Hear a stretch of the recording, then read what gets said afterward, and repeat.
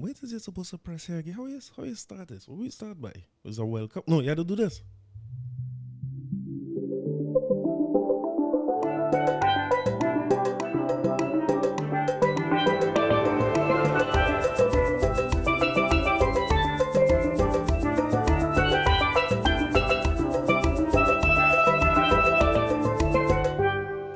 Yeah, what's the scene? As a man don't be absent, you know. I don't miss class and these kind of things, you know. As a man don't miss out, you know. I've never, since the beginning of this podcast, missed 2 weeks straight. Never. Since we start off. So you know something has to be wrong, right? But how I trying to remember exactly how this is. Welcome to episode 100. Wait. Let me try this instead.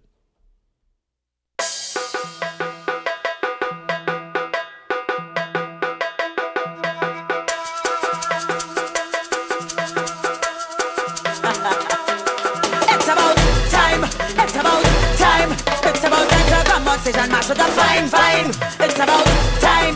It's about time. It's about time to come on stage and mash it up fine. We ready to mash up. We ready to mash up. I come to jump and wave and tear the place and make you wobble. We ready to mash up. We ready to mash up. I come to jump and wave and tear the place and make you wobble. Everybody knows Destra is my name. It is written now in the Hall of Fame. If you want back another call me.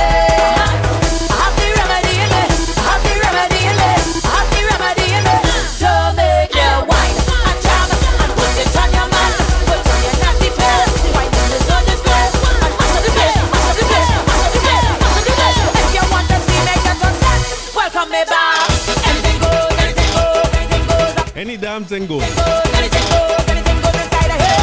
Anything goes up in here. Anything goes. Now I'm looking for crazy person to keep up with me. Cause this is son of the sun down. We hitting every betting song. I'm just out last year. This year I don't care. We going down on the ground. Wind up a tongue. If you want to see me get upset, welcome me back. Welcome back to episode 153 of the Corey Shepherd podcast. Hey. Very, very upfront and early, I want to say salute to the queen that is Destra. Salute to the queen that is Destra. Take a little peep of independence. Salute Jules Sobi and happy independence. They well, I miss. Happy Eid, happy Diwali, happy independence, happy Republic. I miss that. That's time for Republic Day. Happy everything I miss. This was a long vacation. It was very interesting. I had plenty to fill all in on. Only know I have a good reason and a good excuse. But I did see independence. I see a little clips from that.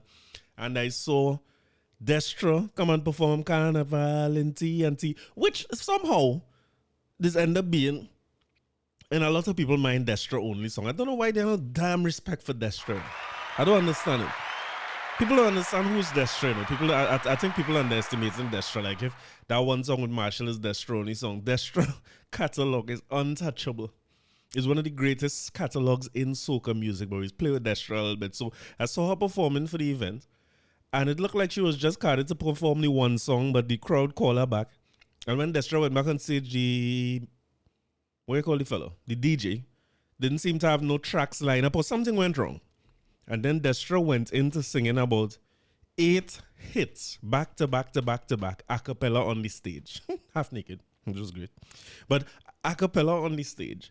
And had the crowd singing along with every one of them songs. So I just want to quick salute to Destra. Queen of Bacchanal. And as we're talking about queens, you know, I mean, over the last week, we lose the queen that is Denise Plummer. And I promise you this, right? I am going to do a whole Denise Plummer tribute episode. Denise Plummer is another one of them who have a... Like, I went through some trials over the last few weeks, right? Look, I mean, the air conditioner and all, and I'm still sweating. So let me tell you up front, right? I'm just recovering from COVID. Keyword recovering. And I'm still feeling everything that comes along with COVID. The COVID fatigue. I'm waking up with headaches and body pain every day. So the first week that I missed, I went to Miami and come back. And when I came back from Miami, I wasn't feeling great. I'll tell you all about the Miami trip, right? Because I ain't think I get back into the local news yet. You know, I ain't sure exactly what happened in this country right now. But I did take a little runway with the wife and went to Miami. I'll let you know how that went. But somewhere along that Miami trip, I catch the vids.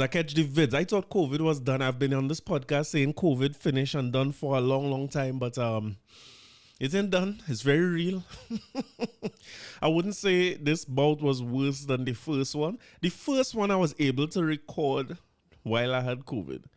This one I couldn't record. Them headaches and body pain is no joke. And the amount of fatigue you're feeling, like I'm feeling very, very tired. And I'm suffering from brain fog. All these is excuses I'm giving you according to what is the quality level of this episode. Because to tell you the truth, I start off recording and I say, welcome to 136 of the Corey Shepherd podcast. Welcome back. And then midway through checking it when I pull up on 153, this to tell you how much fog going on now. I know how much episodes I missed, but I will do a full dedication to Denise Plummer. Rest in peace to Denise Plummer. Condolences to her family and always Denise Plummer family, right? Always Denise Plummer family. So it's only right that we spend the time to go through some of her catalog, talk about our experiences following her. And I mean, in doing the research for Denise Plummer's catalog, I feel like it's a little bit of the same I was saying about Destra. It makes me wonder if people really understand what is Denise Plummer catalog and so on. I have a little brother to tell you about him, right? While we was in Dominican Republic in July, some rumors went around saying Denise Plummer passed away. And when we started talking about it, he said, oh my God, Denise Plummer. And he thought it was saucy, right? Because again, you had to remember, right? You can't vex with youths who don't know who is Denise Plummer. Or, you know what I mean? You can't really vex with them because it's our role to help them transition to understand these artists. And of course, Denise Plummer did give her life over to her Lord and Savior and stop singing Calypso. She had an enormous respect for the culture still. She wasn't turning her back on the culture or bad talking the Kaiso and so on. But she certainly over the last maybe 10 years or so was not releasing any Calypso music. So some of her music, and you know our radio stations work and our popular platforms work, they're not going to really play Denise Plummer at any given time. So I feel like it's my role and responsibility to go back through some of the music and give you a full episode of Denise Plummer. Just so we could remember, cherish her, celebrate her, pay tribute to her, but also pass the baton to some other people who might not know how full her catalog was. And if you're born and grown in the 80s, even up to the 90s, Denise Plummer shaped a lot of what we know as culture. Yeah? So salute to Denise Plummer, rest in peace, condolences to her family. And I know you might be looking forward to hearing some Denise Plummer, but I'm leaving it for an episode that is dedicated strictly for her, so that people could go back to that anytime they're missing Denise and take in some of that. It's really an impressive catalog. And the more I read and do research about her and watch interviews and so on, is the more you could see the genuinity in her personality, which I'm going to try my best to do a good job putting across, right? I'll try my best. But anyhow, we're here. Welcome to episode 153. Welcome back to everybody who's been listening. Welcome to all the new listeners. Thank you for tuning in. Sorry about the last 2 weeks. But we're here. So I'll tell you, I take a little Miami break and a COVID break. What do you want to hear about first? Miami? Miami was nice, you know. I learned something on this trip. I did not realize that my son is heading to do SEA this year. And I like to get out of Trinidad. I don't want to say I like to travel because I'm not one of those travel people who go and do all them European tours and go all over the place and see all kind of new places. I just like to get out of Trinidad. And I think that because Miami had no layover, like no stops, I end up in Miami every chance I get to leave here. I'm trying to change that now. So I'm open to people and the destinations. I'm looking for good cities to go to where I could walk and enjoy your married life. I didn't realize that my son is 10 and I've never gone or like travel with my wife alone. We always carrying him all about. And sad to say, I didn't think he'd go nowhere again. I enjoy this trip thoroughly. I enjoy waking up anytime we want. We could decide if to eat breakfast home or if to get breakfast on the road. We don't have to eat no fast food and be going Chick-fil-A every minute or all the places that he see advertised on YouTube and on TV that he wants to go. We could go to adult restaurants, have adult drinks, and do adult things. And we did a lot of that. We do plenty walking. Thankfully, usually around August in Miami is real hot and it's prohibitive. If I remember my last year Miami trip when I went to the zoo, it was bad. It was very hot and hard to navigate. And I still had the issues with my foot, but this time I could walk. I was pretty good everywhere I went. And it was overcast most of the time. It was raining a lot too. So we saved plenty money on Ubers. We walk all over the place. I finally went to do some sightseeing. They had a place called Wyndwood Walls. That was nice. It's an outdoor street art display. But I have a brethren, so my boy Edmund, who always tells me, listen, don't just go in Wyndwood. He said, just walk around the area. The whole area is an art display and it's full of street art. And so said, so done. We leave Wyndwood Walls. We saw the displays there. It was really very nice. I realized I had to up my game, I had to up my game, right? I see in paintings and things I like, I started to develop fine tastes and preferences, right? Somebody tell me do a Patreon for this podcast the other day. Now, after I realized that my I have champagne taste and Moby pockets, I might well be doing a Patreon where I could do a second episode for the week. But I'll let her make sure that I could go over there and buy paintings that I see and that I like for 10 and 15,000 US dollars. All you gotta fund my aspirations. But yeah, Wyndwood Walls was nice. I would recommend that to anybody. We went across the farmers market in Vizcaya Museum. That was nice. We met some people who, in the farmers market, it was much smaller than I thought, but worth it still. We meet up a fellow who doing, I think it's Jerry, the man name. Oh God, I was supposed to take the man name. I tell him how to mention him on the podcast. He has, look for Jerry every Sunday morning in Vizcaya Museum car park farmers market.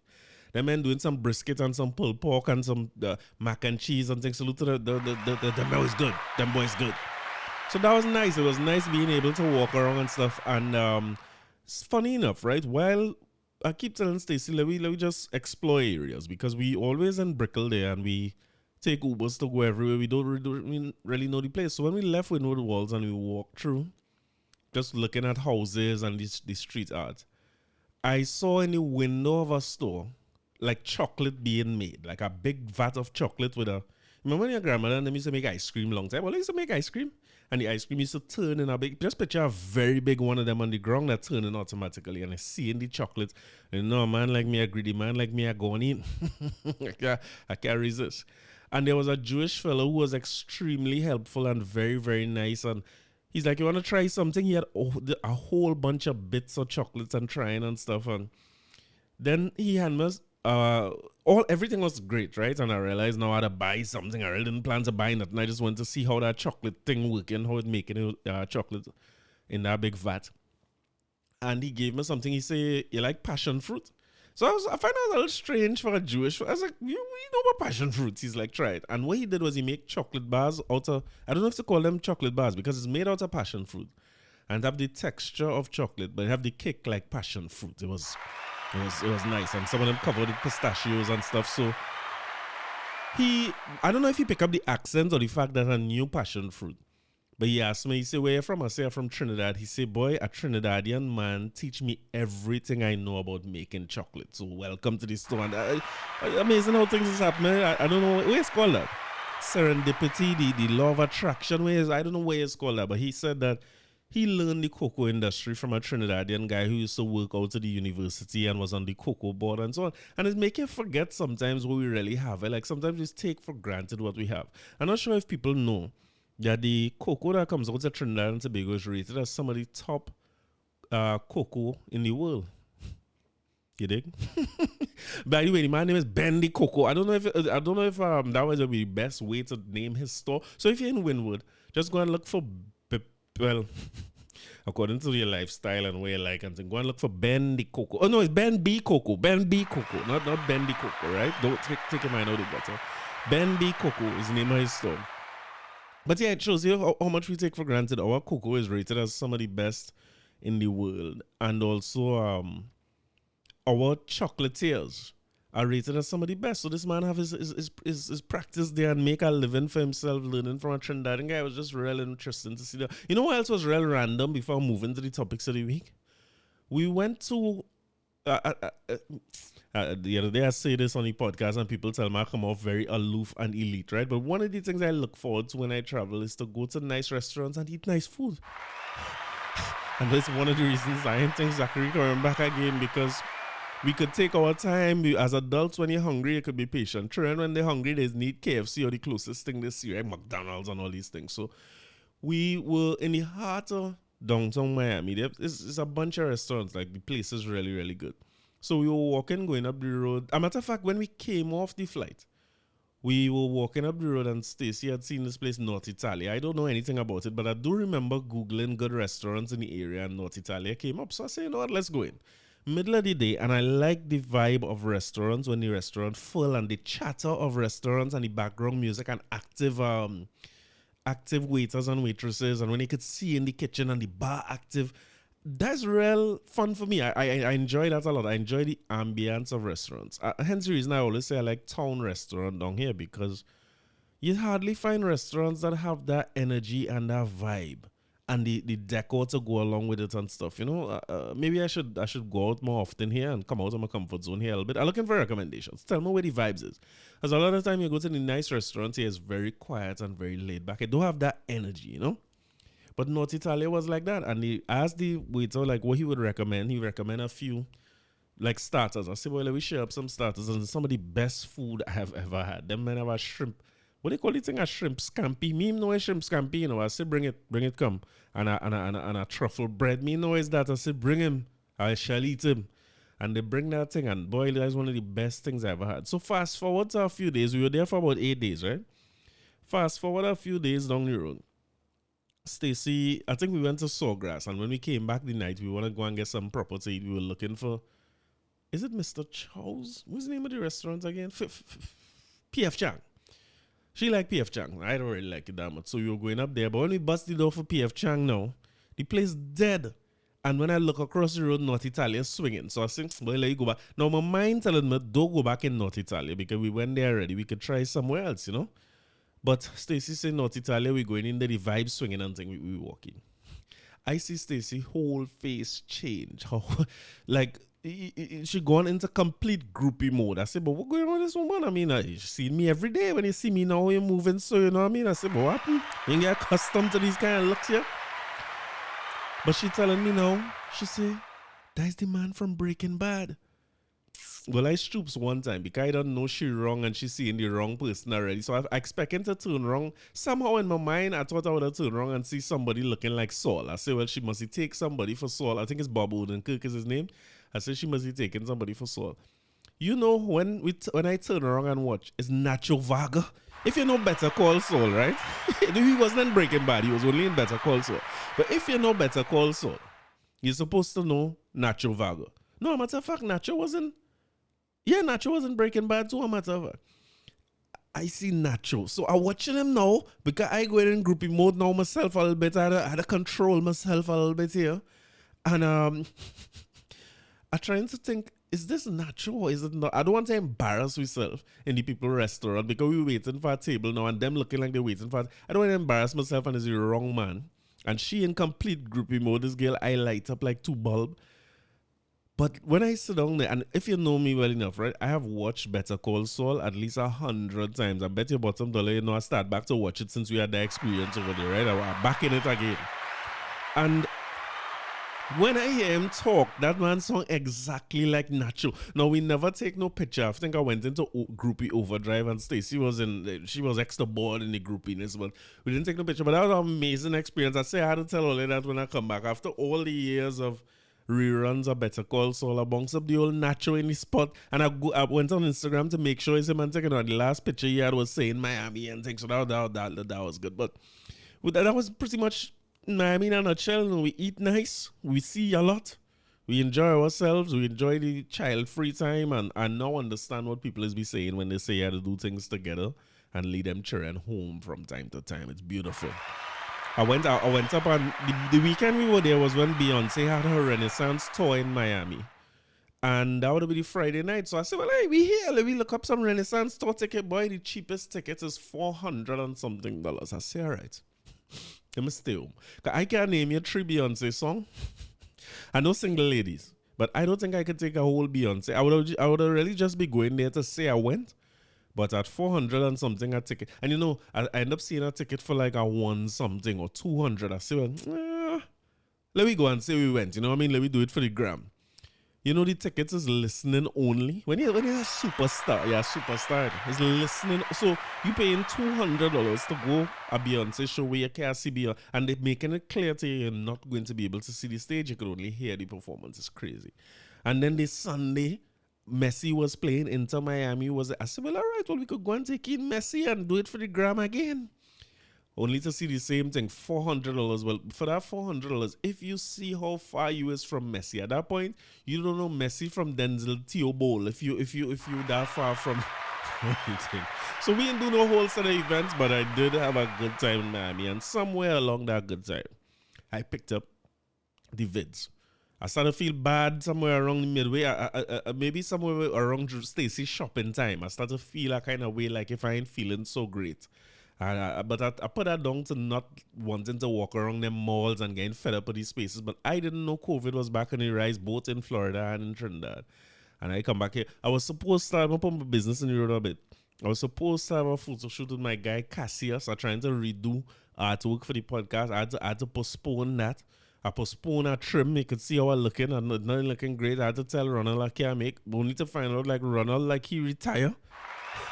Get a message from Ronald. I had a message Ronald to find out if he good. The man just went and the barber shop is closed until further notice. So I'm looking for a barber. This is your recommendation podcast, and all you gotta help me out a little bit because I don't know where to start. If Ronald closed down and I do have a barber that I could go to. And I have some bad experiences with barbers. I ever tell you about that? I had a barber one time and I had to start over finding a new barber. And this is in Tent City in town. And I sit down on this man's chair. And you know this fade up this side and them kind of thing, that man fade up this side and just cut off the loose hair and then do like. So the first time I tell myself, well, something here right. I say, is blow, he blow? I say he couldn't blow. I make up that in my mind because I'm looking for something. I'm looking for rap. I'm looking for problem because it's impossible that a grown man just blow the hair out my head. And then he reach it back and he said, well, when he blow in my neck, I say, well, I can't. I said, brother, blow your blow. You know, I said, nah, man, let me leave this right here. Let me wrap this up. I walk out of town, right? And that teach me that when I was a young fellow, when you go by a new barber, you walk with a hat. But I'm looking for barber recommendation now because I have a barber I find in Chaguanas here. Or I don't embarrass myself the other day with the man who spray paint my whole face. But the other fellow who reliable and working by appointment, the man chair like a stool.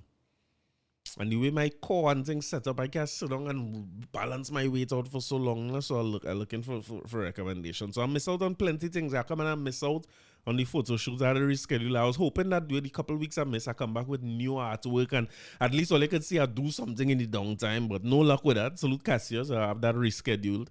And then I also miss out on my barber. No, I had to find a new barber. But the thing that I missed the most, I want to say salute and happy belated birthday to my guy Marlon. Great Marlon Nelson, my cousin. I want to say salute. He was in Trinidad. They're out in foreign, you know. They're out in the cold and they come back to Trinidad to have a little birthday fete. And I missed the birthday fete. I had class whole day Saturday, and then after the class, I was completely burnt out and exhausted. I couldn't even make the birthday fete, boys. So I just want to take one quick minute. I just want to say a happy 73rd birthday to my cousin Marlon, my oldest cousin. Happy 73rd. You're doing good. This fella looking good in life. You know? It's not easy to reach 73 and be looking so good, man. I did a surprise party and I miss out. The whole family was there. Salute to the whole Corby family. Salute to all the family, right? But a special salute to the Nelson. And I had to give Nelson from a Nelson to a Nelson.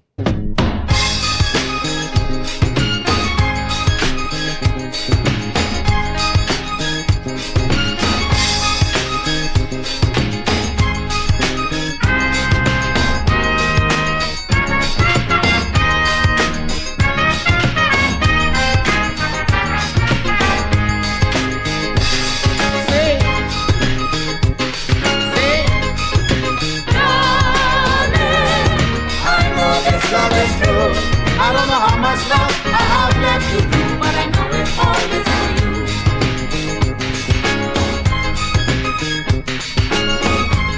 A very good intention, an honest confession, bring relief to your soul. A gentle, kind, and contented mind will comfort you when you're cold.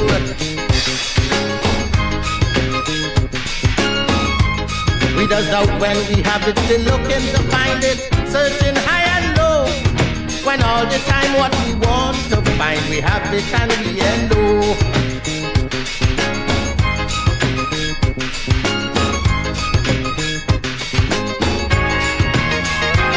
So when you find your love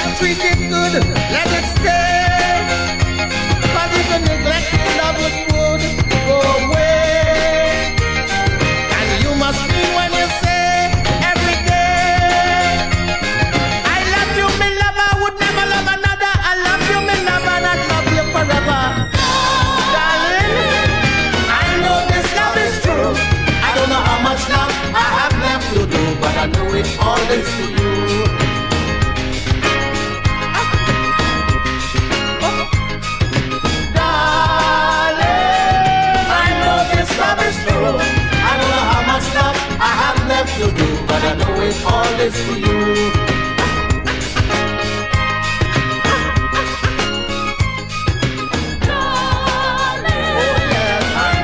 Love is true. Oh, yeah. I don't know how much love I have left to do, but I know it all is for you. Sing. Love is a gift you should cherish. Don't let it vanish and leave you with grief and pain. It's like a storm when true love is gone and it wouldn't come back again.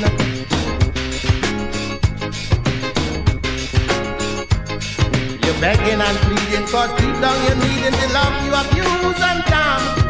It's jealousy every time you see your love in another's arm. Yes.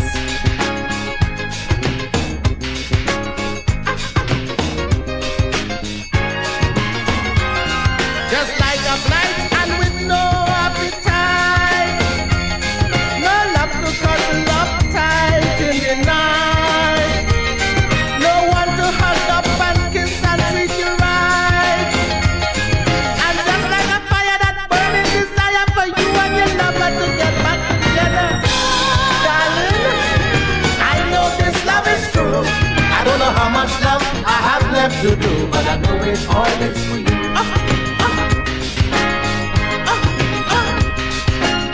Sing the song.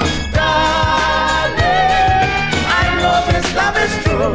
I don't know how much love I have left to do, but I know it's always for you.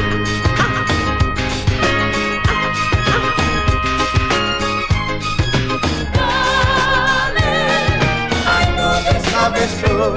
I don't know how much love I have left to do, but I know it's always for you.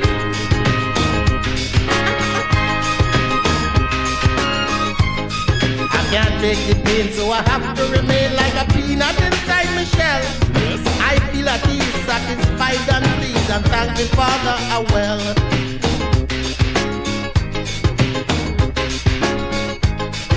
Make the thing sweeter and bring love together. No temptation right in the eye. I won't fall apart because once I start this lie on top of lie.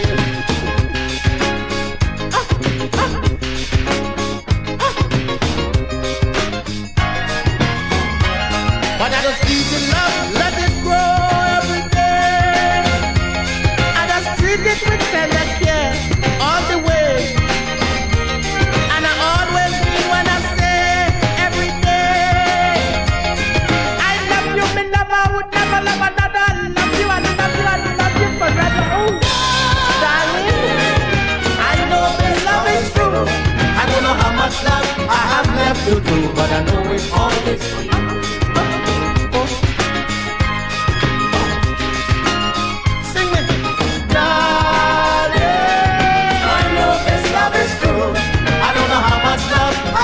To do, but I know it's always for you.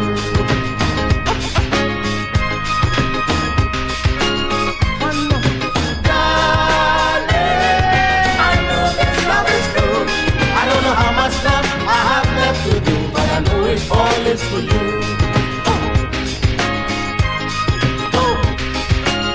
Oh yeah.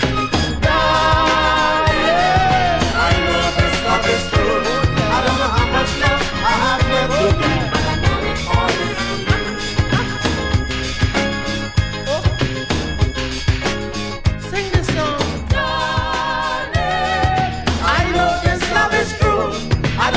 Love I have left to do, but I know it's always for you. My Lord, I know this love is for you. I don't know how much love I have left to do, but I know it all is for you. Happy 73rd to my big cousin. And let me tell you something. There are some people who listen to this podcast religiously, right? And Marlon is one and his wife is one. So I couldn't play an old man song without playing an old woman song too. So salute to Carolyn. Why do one when you could do two?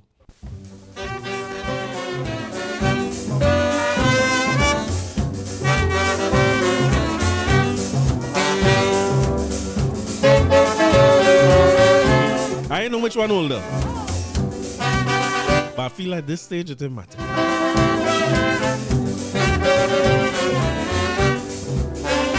Oh, the got some old women playing young, causing confusion in tongue. They got some old women playing young, causing confusion in the tongue. I met a big black one by the ghost tree who swear to heaven she loved me. She took me home and that was the case. Old woman these days, they really bold face. Let us make love, my sugar pie.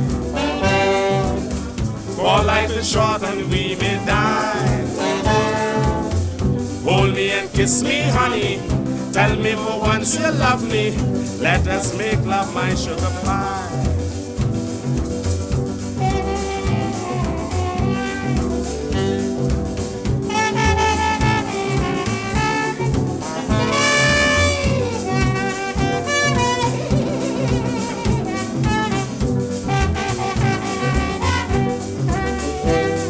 This time the old woman drinking gin and scratching me underneath me chin. Oh lad, I jump off the Morris chair. She said to me, look the sofa there. She said, my son, you are just a baby, and I will teach you just how to love me before I go to open my mouth. Again the old woman start to shout, let us make love, my sugar pie. For life is short and we may die. Hold me and kiss me, honey. Tell me for once you love me. Let us make love, my sugar pie.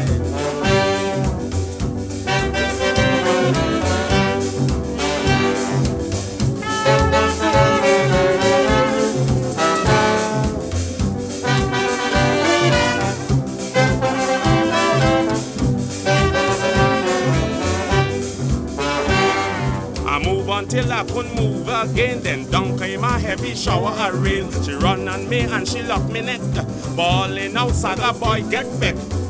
I said my favorite drink is Milo. As she turned she back and jumped through the window. She run me down all through the rain.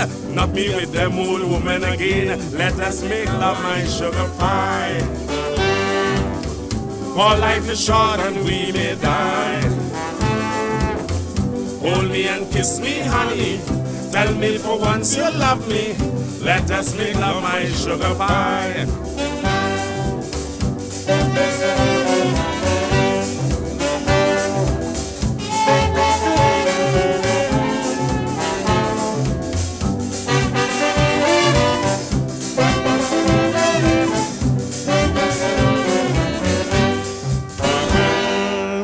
Salute to the oldest cousins in the world. Listen, we have things again to him.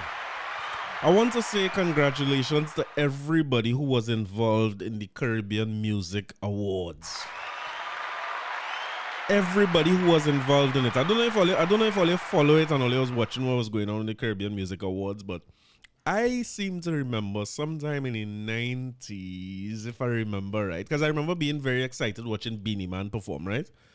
And to me, that was a Caribbean award show. And if I'm not mistaken, the name of it was also the Caribbean Music Awards. Somebody got to remind me, because I was looking for it online. I'm not seeing any evidence of it. But Beanie Man is a performer, right? And Beanie Man had on a kind of khaki suit and do the world dance across the stage and thing. Wasn't that wasn't the Caribbean Music Award? But they're saying that this is the first and inaugural, mean the same thing? Caribbean Music Awards. So salute to everybody who was involved in it. Salute to Wyclef Jean, who was the host of it. I am struggling to figure out. I was reading about the organization and so on, and I wasn't seeing it in any of the news. Who exactly were the people behind it who came together to do it? And I was also not seeing anything that was confirming for me that it was an annual award show. Usually, when you look at these things, they usually sometimes get us excited about the thing, and then next year you don't see it again. So I've seen here, Elite Magazine, the official magazine of the Caribbean Music Awards, but I'm not sure if that means that they were the people who created it. Let me go to the About Us page and see, right? But I'm not sure if the Elite Magazine was a sponsor. Okay, who are we? Caribbean Elite Group is a team catering to the passionate, thriving Caribbean community worldwide. CEG oversees many different projects across the Caribbean, including the Caribbean Elite Magazine.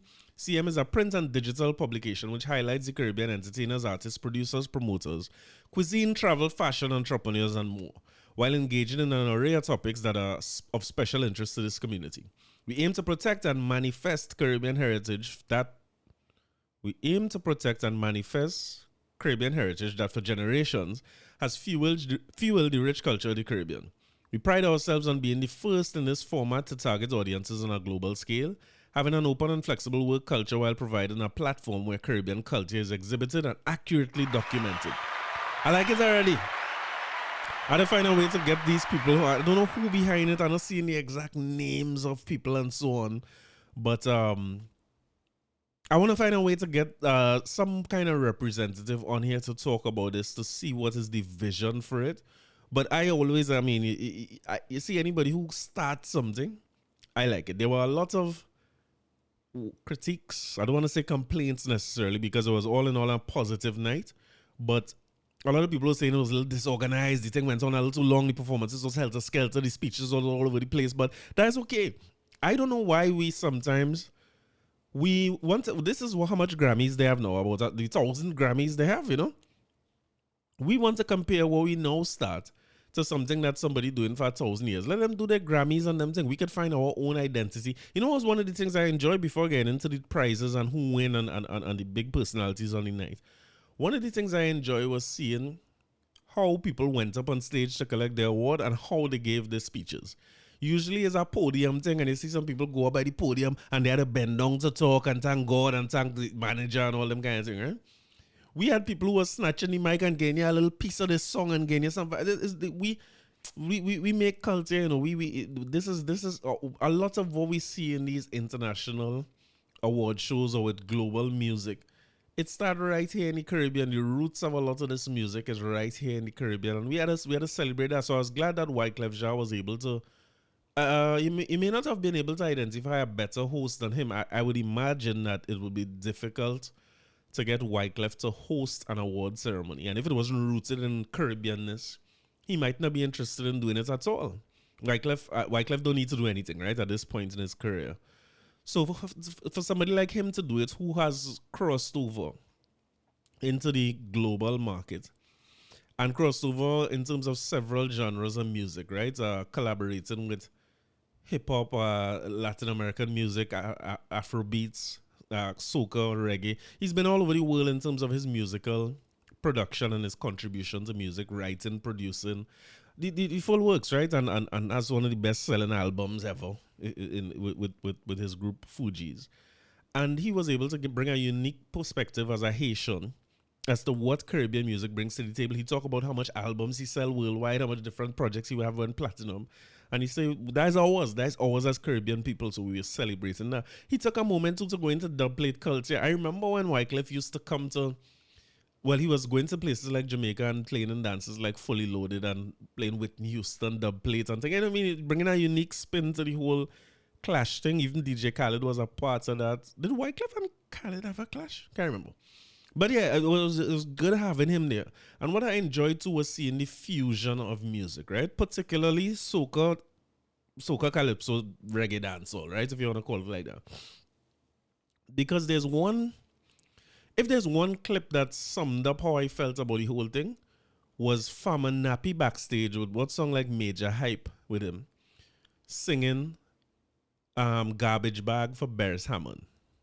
I just found that was a unique clip because it didn't seem as though Beres would have known this song. And I'm not sure, I'm not clear from the clip. Just check Farmer Nappy Instagram page. But I'm not sure if Beres know who Farmer Nappy is or he didn't know. But it didn't seem as though he know this song.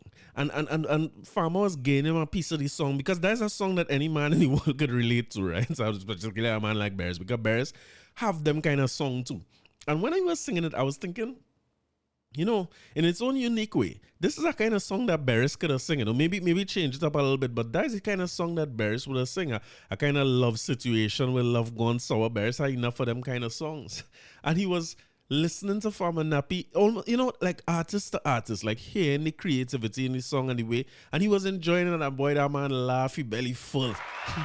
Almost every line, every punchline in the song, Beres laughed his belly full. And to me, that was what, if I had to sum up what I enjoy the most or seeing the most in the Caribbean Music Awards is that kind of crossover or fusion. So I read it from Billboard magazine, which again is a big deal because when Billboard magazine covering Caribbean music, it gives us a platform from which to jump. You know, when you look at what Afrobeats or reggaeton and these different things we're able to do with I don't want to say that the genesis of the genres are in the Caribbean, but I could say that they're heavily influenced by everything that happened in the Caribbean in those genres that were global music, right? So when Billboard covering it is good, but of course, Billboard will take the angle of Nicki Minaj, right? So the headline was Nicki Minaj a winner at the inaugural Caribbean Music Awards, and they have the full list of winners. The subtitle is Reggae legend Buju Banton received a humanitarian award. So reading from Billboard, Nicki Minaj, who was born in Trinidad and Tobago, was among the winners at the inaugural Caribbean Music Awards, which were held at King's Theatre, Brooklyn on August 31st. What day better than that? Little Miss. Hey, Little Miss. That's with Skeng, right? One collaboration of the year with dancehall reggae. The track appeared on Minaj's greatest hit set, Queen Radio Volume 1, which entered Billboard 200 at number 10 in August 2022. The versatile Minaj is up for 6 awards, including Video of the Year and Artist of the Year at next week's MTV Video Music Awards, which will be presented on Tuesday. That might have gone. No, that must be tomorrow. That must be by the time you're hearing this, that will be going on. Machel Montano received a Lifetime Achievement Award. I want to take a minute to recognize that, right?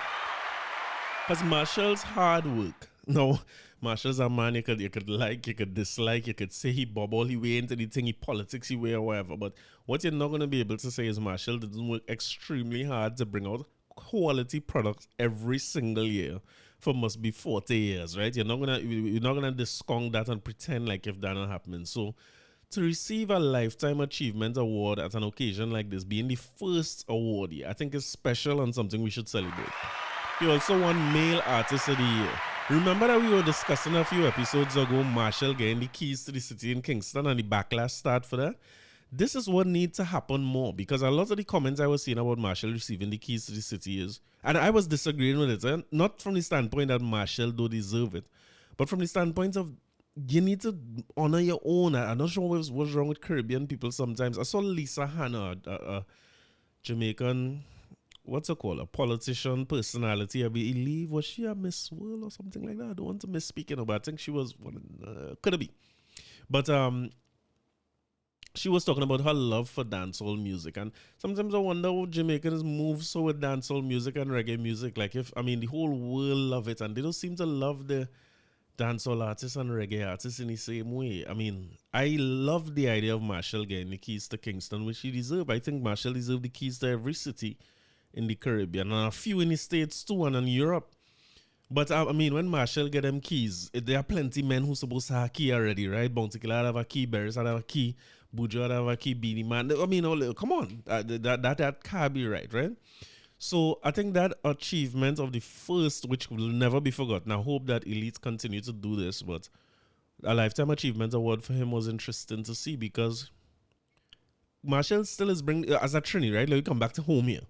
As a Trini Carnival time, Machel's still in a position where everybody want to hear what he bring for the road march and what he bring for the fetes and what fetes he performing and still pulling the most amongst the people. Salute of voice, no disrespect. But Machel still is the draw, right? But when you looked at him going up and collect that Lifetime, it might be the first time that it's sinking to me. And Machel old like Marlon, old like the hills. This man is he's now the elder statesman, not just in soca music and the pinnacle and all that thing, but when you look across the board at Caribbean artists, Machel is one of the elder statesmen in the thing. So I was looking at David Rudder performance last year. Salute to David Rudder, who was also honored in this award show. But you're looking at him as one of the elders who passing on the baton, but Machel in that same space. Machel not of today, as relevant as he is. He looked a little more like Beres and them than he was looking like Ding Dong and Tempa and them, or even some of the Jamaican artists like Ding Dong and them who were there. Jamaican Ding Dong now. Machel beard white, you know what I mean? Machel looking like one of the elder statesmen. So salute to him on a Lifetime Achievement Award. And to get a Lifetime Achievement Award and win Male Artist of the Year in the same award show speaks volumes of your contribution from the start to your contribution today. That hard to accomplish. Beres Hammond received an Elite Icon Award and also won Male Artist of the Year Reggae. So again, salute to him. For you to have hits all the way up to today from, I mean, we could go through Beres hits. Too much to go, right? Other double winners of the event, which was hosted by Wyclef Jean, were Kabaka Pyramid, Ding Dong, and Patrice Roberts. So Patrice was one of them too. When all is said and done, the same thing I was saying about Destra earlier, when all is said and done, Patrice Roberts going to end up with one of the biggest catalogs in soca, you know, and she's a force to reckon with. If you give her an hour to perform, she's going to have to leave out real favorites out of that hour. She just has so much music, you know. I always wondered about, okay, so look at Beres, right? Or even look at some of the reggae artists. Trying to remember, I don't want to call anybody who had already passed away. Let me give you an example of one who passed away. John Holt had passed away, right? But when you look at John Holt and them career, he was able to take Police and Helicopter, My Desire, all them big songs that he sang over the years and tour Europe for the rest of his life. He tore and catalog. And I'm wondering if is there a space for soca artists to do that? Like, do they have spaces or promoters or venues across the world where our artists, as they get older and stop producing? So I'm using Destra as an example. Not saying that she don't produce anymore, right? But Destra catalog big enough and she could retire on catalog. But are there spaces where she could just go and tour Europe and tour Japan and stuff? In doing the research for Denise Plummer episode, talking to Alvin Daniel, I want to say salute to Calypso showcases. A lot of information in that little 1 hour. You know? And she had 2 Calypso showcase appearances that I could pull information from. But one of them she was talking about, I want to say it's Switzerland. If it's not Switzerland, it's Sweden, right? Forgive me. Where she was talking about going out there and performing with some of the world's biggest stars and performing in front of 80,000 people in that festival type setting. And it makes me wonder, you know, for somebody like Patrice Roberts who have so many songs and so many things that could connect with any kind of culture. If she could, or Destra, for example, could just tour and catalog and go all over Europe and do what these reggae artists have been doing for years. Anyway, reggae legend Buju Banton received a humanitarian award for his philanthropic foundation, the Buju Banton Foundation. Salute to him, of course. He couldn't be there, right? So I think he zoomed in and he spoke. Performers included Wayne Wonder, Alison Hines, Jada Kingdom, Destra Daps, Cranium, Nyla Blackman, Ding Dong, Rupi, Baby Sham, Tony and Singh, Romain Virga, Angelo Hunt, and Stone Love. The event also featured appearances from Dougie Fresh, Skeng, Maya and Spice is 2 different people, right? Morgan Heritage, Conscience, Carly Red. Carly Red is from Trinidad. And Michael Rainey Jr., you can pretend to know him, right? It was streamed on YouTube and so on. So salute. Can I call out some of the people, some of the more meaningful winners? Salute to everybody win, right? But more meaningful winners to this podcast. Impact Award to Soca, Viking Ding Dong. Performer of the Year, Soca, Mr. Killer. I would love to see year after year after year who could take the performance award from Mr. Killer. Maybe Mash. And even he, not at this point in his career.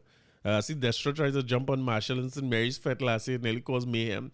Maybe Voice, I don't know. Patrice Roberts won Female Soca Artist of the Year. The People's Choice Award was won by Kess. That was an interesting one too because, and of course, mentioned the collaboration of the year, GBM Neutron and DJ Spider. But that was collaboration of the year Soca, right? But it was interesting, just judging from the comments, right? When I saw how many people responded to Kess. You know, a lot of the comments from non-Trinidadians about Kess was, you know, they love his music and they love his spirit and the personality. And, you know, I'm not sure, it's seeming as though Kess find a little space in a Caribbean groove there, where he's loved across the Caribbean, including Jamaica, which for me has been historically one of the harder markets for soca artists to break through. Not so much today. But maybe that collaboration with Shaggy and Kess, among not discounting all the other work he did in his career before, but you could see that people have a genuine love for Kess and his easygoing style and easy smile and think it working for him. You know? So we had to watch this space where Kess is in the Caribbean, right? Because when you look at the type of collaboration that song with Shaggy was, and the traction that song gained globally, along with the fact that you have somebody like Shaggy who has had global hits before and know how to work a hit and travel and perform and stuff. That song continuing to get better and better and grow. So it's going to open him up to more and more markets and maybe more collaborations like those. And just watch that space, right? Just observe that. The response to all the artists was good, but the response to Kes in particular was much more multidimensional and multicultural than what I saw with the response to all the other artists. But of course, nothing without controversy, nothing without a little couture, cankalang, bacchanal. You know what I mean? You must have a little bit of that. So the Newsday, I saw it on social media, but I see the Newsday carried as well. It's from Yvonne Webb. Ravi B, Chutney Soka recognition. Ravi B wants Chutney Soka recognition on the Caribbean Music Awards. So, Ravi B, being a fellow artist in the space,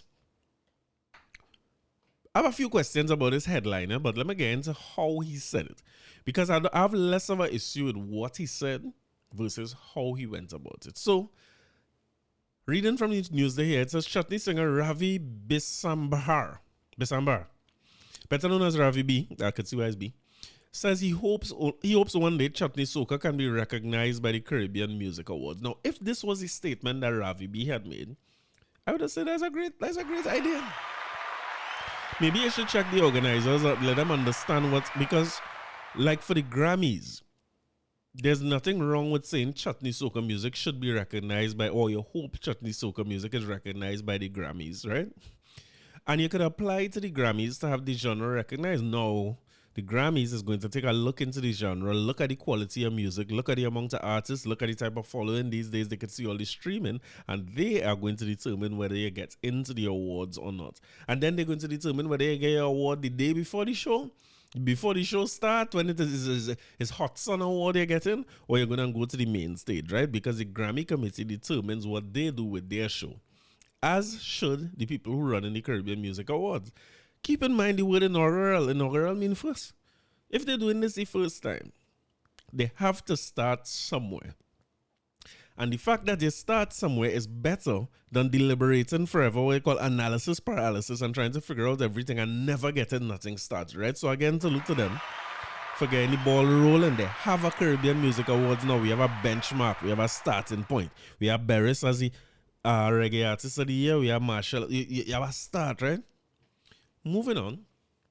He was responding via WhatsApp messages to queries from Newsday over his social media post, which criticized the exclusion of the genre at the inaugural Caribbean Music Awards in New York on August 31st. Quoted here saying, I just really want to say kudos to all my colleagues from the Caribbean who were nominated and won awards. I like that statement too.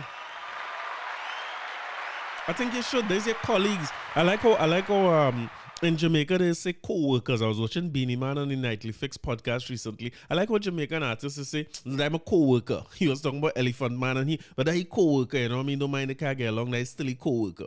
So Ravi B, Marshall is your co-worker, Viking Ding Dong, Nyla, Kes, these is your co-workers. These is people you're working with every day. So I like the idea that you could say kudos to all your colleagues who was nominated and those who won awards. I like that. I like the kind of grace you're showing here. Let's move on again. I actually would like to commend the idea and the producers of this event for creating a platform for Caribbean artists to be appreciated and awarded for their hard work. So far, so good, Ravi B. I like it a lot. This is hey, you have a publicist. All these things are clean, so I like it a lot. He also said, I hope that one day in the near future, we can get a Chutney Soka category up in there. I like that too. Now, debatable, right? Debatable. Because maybe what we need is consideration for Chutney Soka artists in the soca category if none of it was given, right? Now, I can't say that of the hosts because when I go to their website and I look at the nominees, for instance, right? They had several categories, and when I go through each category that had to do with soca, and I look at who was nominated, I did not see any Chutney Soka artists nominated anywhere. All I was seeing is dancehall artists and reggae artists and soca artists and say Calypsonian if you stretch it, if you include Nappy and Nadia and Nyla as Calypsonian more so. I see plenty Fayan, plenty Nyla, Destra, Alison Hines, you know what I mean? I did not see any, what you call it now, Chutney Soka artists involved. Now, if you what you're singing is I don't want to use the term subgenre, but if I forget to mention as well, Vibes Cartel was given Artist of the Decade. I find they should just award the Artist of the Decade every single decade. The other nominees were Marshall Kess, Beanie Man, Chronix, Movado, and Bounty Killer. And Cartel win it. Keep in mind that this was done by voting, right? So the fans were allowed to vote for this. So the fact that no Chutney Soka artist was nominated for any of these is one of the two things. They didn't consider Chutney music at all, or they considered it and it wasn't good enough to make the final list. As far as they're concerned, it has 6 people on this list for Artists of the Decade, and there's the top 6, and none of them happen to come from Chutney Soka music. So I'm not sure if the call is for Chutney Soka to be recognized on its own so that they can make sure that they win an award, or for Chutney Soka to be considered under Soka. It does not seem that is his call, right? Because everything I say there so far was so good. Because, the statement's very, they're politically correct. They're very kind to the people who involved, the promoters, the other co-workers. It's very kind. But that was not the comments he made on social media. The first thing I saw posted from Ravi B on his Facebook page was, their Carib Music Awards. Chutney Soka music is also part of the Caribbean. I don't like that. No, I shouldn't clap. I don't like that. I don't like the way that come across. I find when everybody was basking and reveling in the fact that they actually had one, that was poor timing, and it seemed like what is the word to use? Jealousy or envy, or I didn't like it. It seemed disingenuous. I'm not sure what's the word I'm looking for. The outer timing bad is what I want to say. That is not the time and place to say that. You could have opened with congratulations, say, but he did say all that eventually, right? But when he said that, of course, the Facebook comments come in and say, "All it's even song like hell. All let's do is sing over Bajan and try to make song." All singing over Bajan and singing over Bollywood hits and telling all yourself all your music. And then the next comment is, everything all sing is about Raman. Ravi B now is in the comments posting and telling our man, I was waiting because I fella say, all they're doing is singing over Bollywood. So Ravi B post 10 songs he sing. That was some of his biggest songs that is not Bollywood making. He said, I was waiting for this comment, and he listed out his songs. You know what I mean? A lot of the songs that he listed out was not the biggest song Ravi B sing. The biggest song, some of the biggest songs he sing is the ones that he take a bite out of Hollywood. And one of the Bollywood, sorry. One of the things that I was seeing being used interchangeably, right, is thieving and borrowing. Now, the fans were saying thieving, and Ravi B was saying borrowing. And Ravi B was basically saying, well, all genres of music, including reggae and soca, borrow music. That is true. But I want to be clear that there's also a difference between sampling and borrow. What do you mean when you say borrowing? What do you mean? That means you give credit and you pay, you make a, you know what I mean? You reach out to the artist and you say, listen, I want to do over this thing. And you know what I mean? Borrow, you take a sample and you get clearance for your sample. Do you do those things? Because if you're not doing those things, those songs, I don't know how Caribbean Music Awards going to go about their business, but you couldn't get nominated for a Grammy if your song didn't cover all the right channels to be able to sample something from somebody else, or all the legal ways to borrow the melody or music. You're just singing over songs. You're singing over songs and changing the music from Hindi to English in a lot of ways. And I don't find anything wrong with that. I enjoy the music. I find the music good as any other. But you can't open up when people celebrating the thing and you singing like the Sour Grapes, man, their Caribbean Music Award, Chutney Soka music is also part of the Caribbean. If I write back and I say, yeah, we consider chutney music, it just didn't make it, maybe you need to step up your standard, you'll be vexed. I say, boy, listen, because I could send you a list now and say, these are the 10 nominees, but this is all we put. We had all these people under consideration, including you. But woman buy a bread for me, it ain't make it. It'll be even more vexed. So I question this. I question this. What is exactly we want out of that? What we looking for?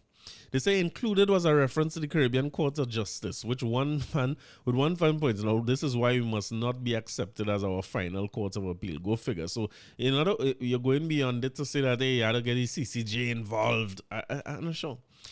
Many felt it is part of Caribbean music and it should be acknowledged, as the comments are talking about now, right? With some discredited as perpetuating rum culture and rum lyrics. I don't even have a problem with the rum culture and the rum lyrics. The rum culture and rum lyrics. You know how much a rum culture and rum lyrics Marshall sing to be able to get Lifetime Achievement Award? You know my rum berries drink. You know what I mean?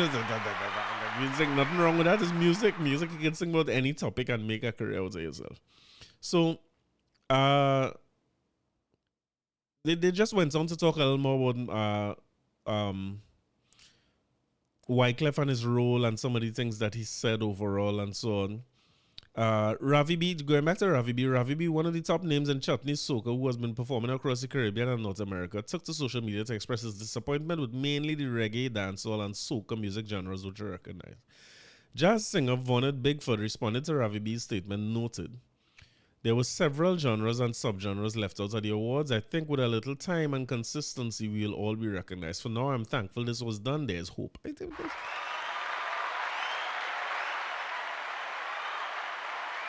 I just feel like there's a classy response. I think it's true. I think the thing was focused around soca and reggae, right? Being the two biggest genres that manage here.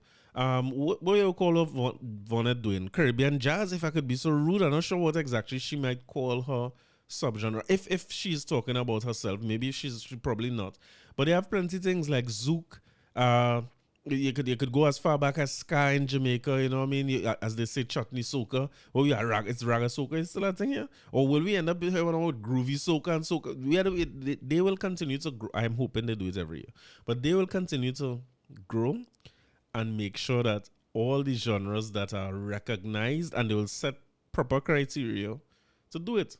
So I kind of more prefer the statement that says, I think with a little time and consistency, we will all be recognized. For now, I'm thankful that it was done. The most important thing is it was done, and now we have hope. All of us could be recognized. And if I was Ravi B and I was the king of Chutney Soka, I don't want to necessarily be recognized in a subgenre. You know? I want you give me the Soka Award. I want you come and, when it's lifetime achievement time, come and give me my lifetime achievement thing for as much as I would have been able to contribute over my career, which Ravi B career is unquestionable. You can say what you want about Borrow Song, you can say what you want about Rum Song, and think Ravi B, especially his command over some of the territories in the Caribbean, it are plenty men who are awarded here who can't pull like crowd like Ravi B in certain territories in the Caribbean and can't move show anyway.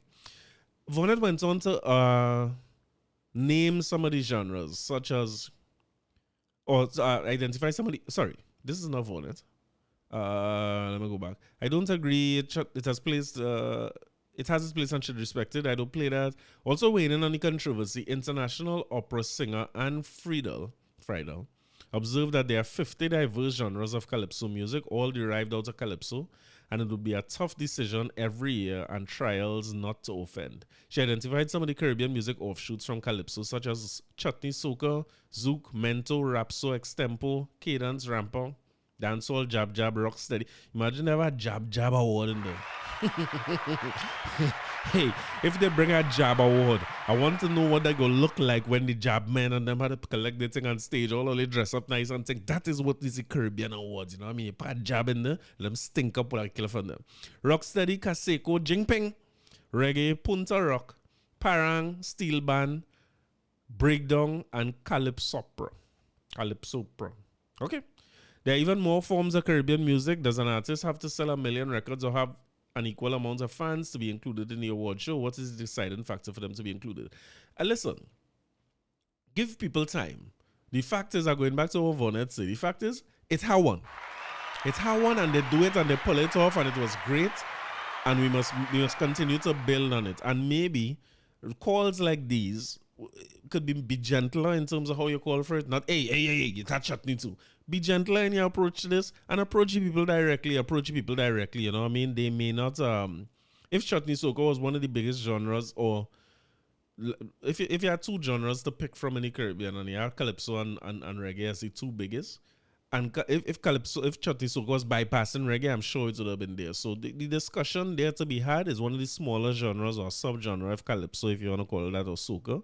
So I think at the end of the day, let me be gentler in our approaches to these things. I want to take a quick minute, right, to recognize, as being stated here by Miss Friedel, about the idea of where Calypso come from and how Calypso has contributed. So there's usually a discussion that talks about how much dancehall music, or sorry, reggae music would have contributed to hip hop, right? So from dancehall to hip hop is a direct link with I think it's DJs like Cool Herc, and you know, people who were Jamaican, and the style of toasting or the style of rapping came from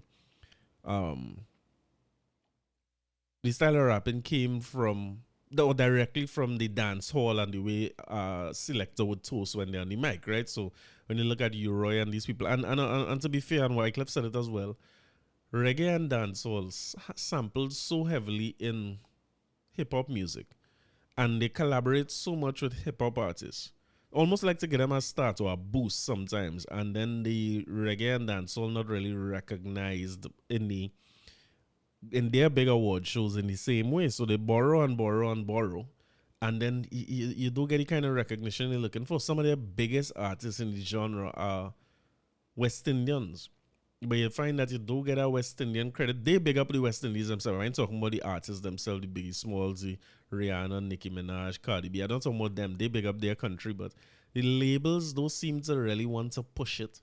When you look at the way Drake and Popcorn was going along, it looked like the labels not really interested in putting reggae and dancehall music out there. And sometimes I wonder about the same when it comes to the idea of Calypso and its contribution to reggae. Because when you go back to Lynn Tate and people who were Trinidadians and contributing directly to the formation of ska music or the earliest days of reggae music, sometimes we don't get that recognition either. And I feel like, just circling it all the way back to Farmer being able to sing that for Beres, I don't see why a collaboration like Shaggy and Kes can happen with somebody like Beres and Farmer, who's two elder statesmen in the genre, who have a similar kind of style in terms of the way they sing about women and the groove that they in and them thing. You know, you could almost hear Farmer and Beres collaborating. So I wanted to go back and just take one quick minute to acknowledge one of the earliest Calypsonians who would have moved to Jamaica and contributed directly to the formation of reggae music as we know it today, coming straight out of Calypso. And I want to play one of the originals for you, right? This is from the great Lord Invader, who not spoken about as much as he should be when it comes to what his contribution was to Calypso, and more particularly, what his contribution was to the formation of the earliest days of reggae. Listen to this song, right, and hear where this song come from.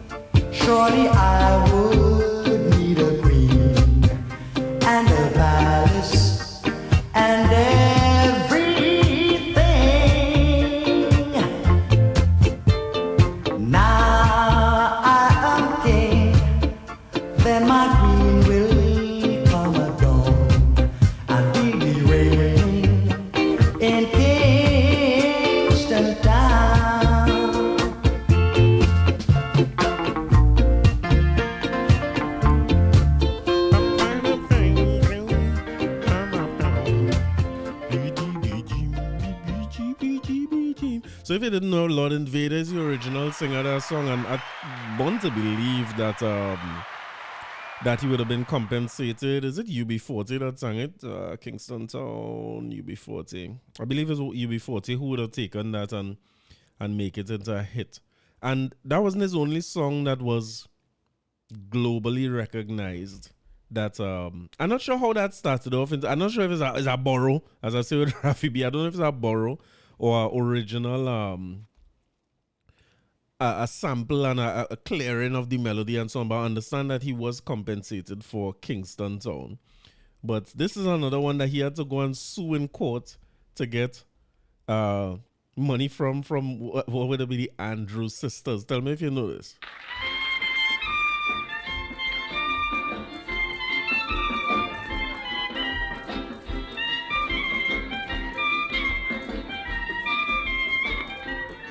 And when the Yankees first went to Trinidad, some of the young girls were more than glad. They said that the Yankees treat them nice, and they give them a better price. They buy rum and Coca-Cola when down Point Cumana, both mothers and daughters working for their Yankee dollars. And Coca-Cola goes down Point Cumana, both mother and daughter working for the Yankee dollars. And look, I had a little chick the other day, but her mother came and took her away. Herself, her mother, and her sisters went in a cab with some soldiers. They bought rum and Coca-Cola, went down Point Cumana, both mothers and daughters working for their Yankee dollars.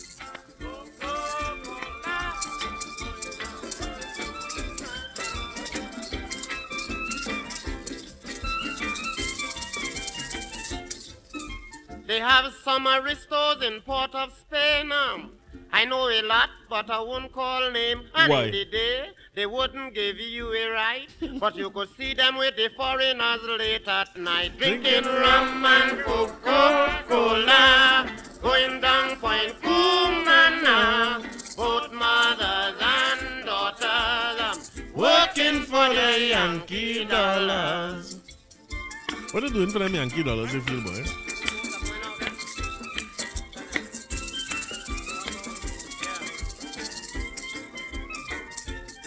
I know a couple who got married one afternoon. I was to go to Miami on their honeymoon. Yes. But the bride ran away with a soldier lad, and the stupid husband went staring mad. They bought rum and Coca-Cola, going down Point Cumana, both mothers and daughters working for their Yankee dollars. So listen, when you have time, go and Google the Andrews sisters. It's supposed to know the Andrews sisters version of that song, a high-pitched version of the song, right? So Lord Invader eventually sue and get settlement for that. So, you know, just pointing out that the genesis of a lot of international music would have come from right here too. And that's something we will cover every week in this podcast, right? That's we here, that's we raison d'etre. That's how you say it. That's our purpose. So we go always talk about that. I could shift gears a little bit. I see an article in the papers the other day. I wanted to point out something, right? Because Earl Christopher Hayward, our new commissioner of police, was in the papers this week talking about murders gone down, right? I have a theory as to why murders gone down, you know, because we so poor at solving crime that people stop kill witness. They say, just let the witness live. It don't matter if the witness live or not. So at least a win is a win. A win is a win. It don't matter no more. All hell break loose. And sometimes when you look at our approach to crime is make you wonder, you know. And this article by Joel Julian summing up some of it for me, right? I want you to think to yourself the last time you hear a profit by a bank. Just name a bank in Trinidad and Tobago and let me know what kind of figure you're coming up with in your mind for the last profit figure you hear from a bank. I hear in $1 billion, 800 and something million, 500-600 million. So that means each one of the, and this is 1 year's profit. If you're making that year on year, it means that in a decade, it's billions of dollars you're coming out with when the decade comes, right?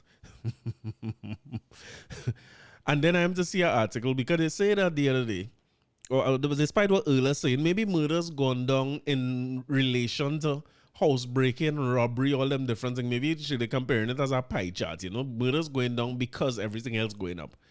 But one of the things that has been happening for a long time is that you're leaving the bank now and you take out money and somebody, you get robbed miraculously. Nobody from the bank can call and tell them you take out loud money and things, but it just happens to randomly pick your car and you get robbed. We've seen several videos of that over time.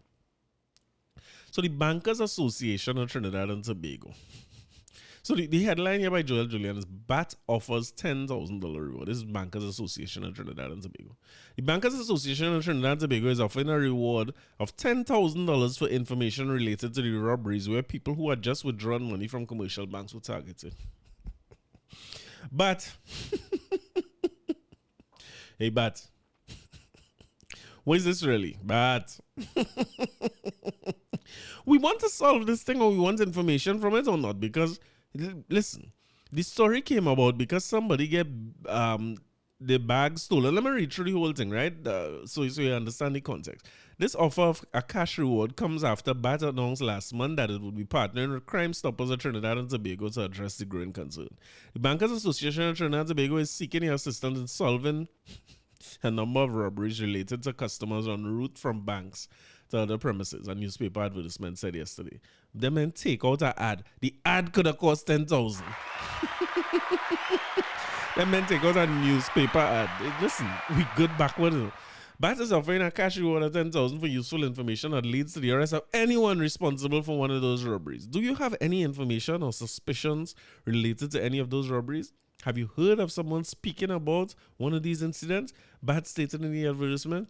One of the most recent incidents was last week when Carla Ferreira, the wife of National Insurance Board Chairman Patrick Ferreira, was attacked and robbed at her Westmoreland's home not long after she left her bank. Ferreira told investigators she believed she was being followed after leaving the bank. She said she went to withdraw money.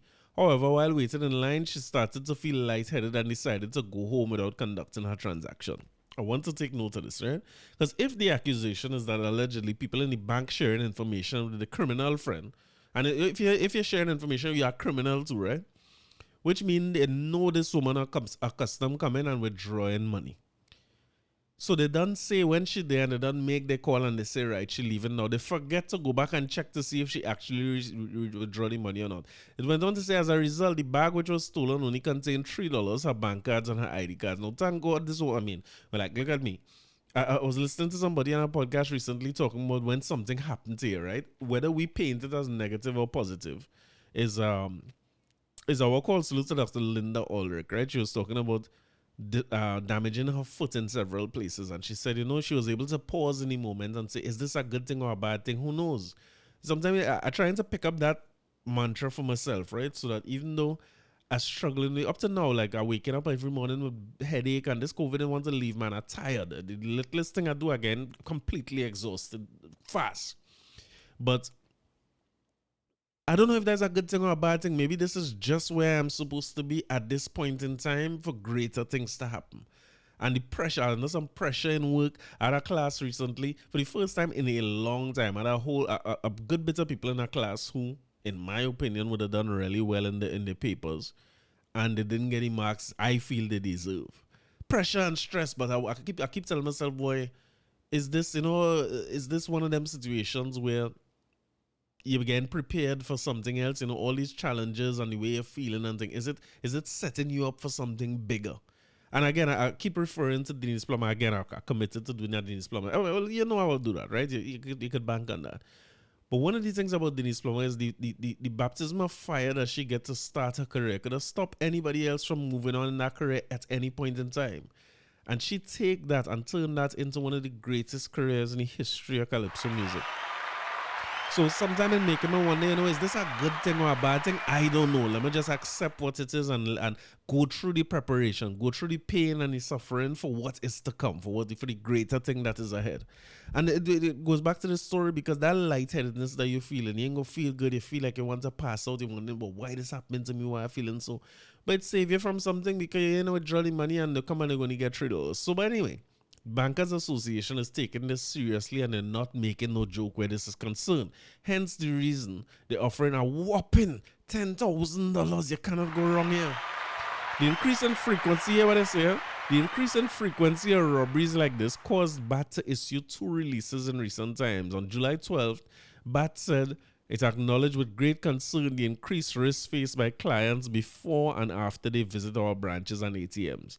In an effort to combat the uptick of these criminal activities, BAT has strengthened its coordination efforts among all banks, broadened its interaction with the Trinidad and Tobago Police Service, and is finalizing a partnership with Crime Stoppers Trinidad and Tobago Limited with a view to mitigating and managing any incidents of this nature collectively and expeditiously. But if you had take, right, for them wholesale words, if you had give $1,000 a word for that you come up with, you could have still get a better offer than this. You know, this is embarrassing. We'd like to assure our clients that their safety remains a primary concern. $10,000 worth of primary concern. Remember, billions of dollars a year in profit by everybody who's a part of this association. You know, we are 10 banks in Trinidad. That means each bank give back 1,000. You know? Man getting robbed for. I sure Miss Pereira went out to take out if she didn't take out 10,000, it would be a good percentage of 10,000. She must just go and take out 20-30% of that 10,000, and they come in to rob the woman that. And they saying they have an uptick in robbery. So if everybody getting robbed 2,500, only willing to pay a whopping 10,000. I wonder if this is US. I wonder 10 grand. What again? Let's say here. Let's say anything of substance. We remind clients to remain alert. This is the most important part here. We remind clients to remain alert and pay attention to your surroundings and environs when leaving the bank premises, and notify the bank and police right away if any suspicious activity or individuals are noticed. This is so good on you.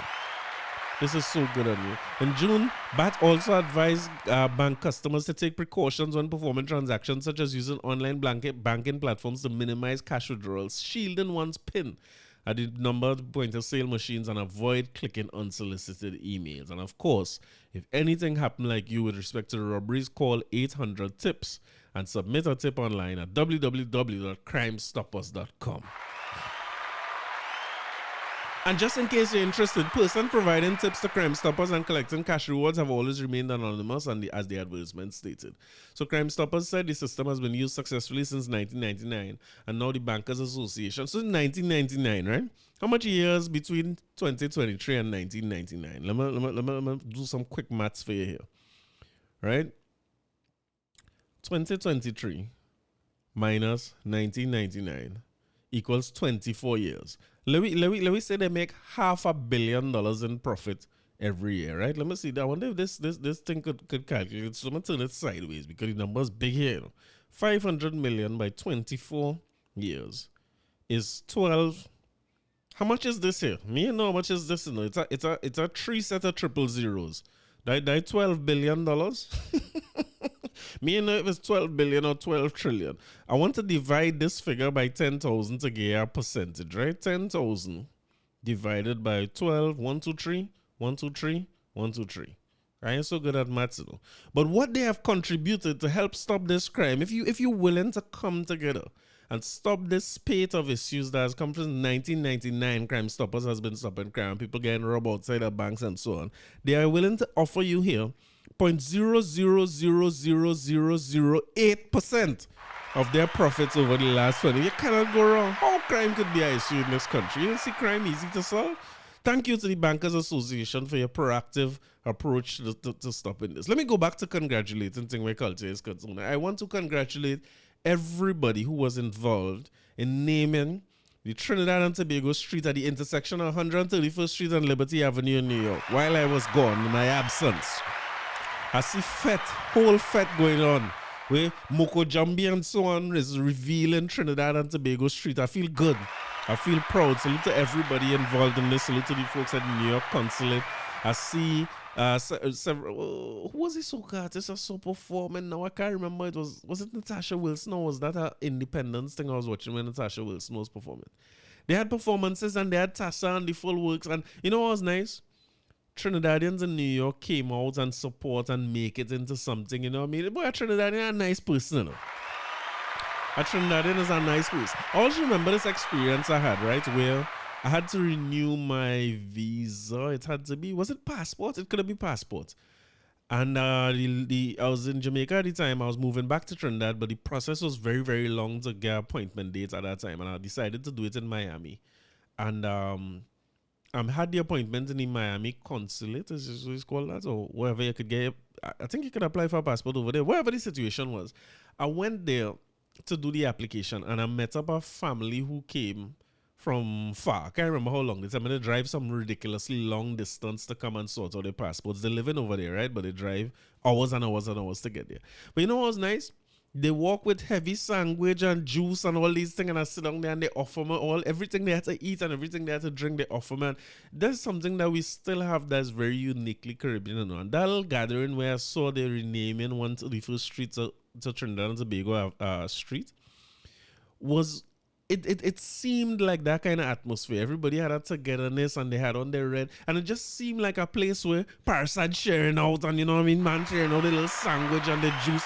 I didn't see none of that, but it just feel like that kind of vibe and that kind of energy. And it's something that it makes you wonder, how much of that do we still have, and do we still live like that, or is that a long time thing? Are we so self-serving now that we only study ourselves and our immediate family? We don't see Trinidad and Tobago as our family. Like I saw this not in Trinidad, right? But I saw this online this week where a woman was crying. The whole side of her face was swollen.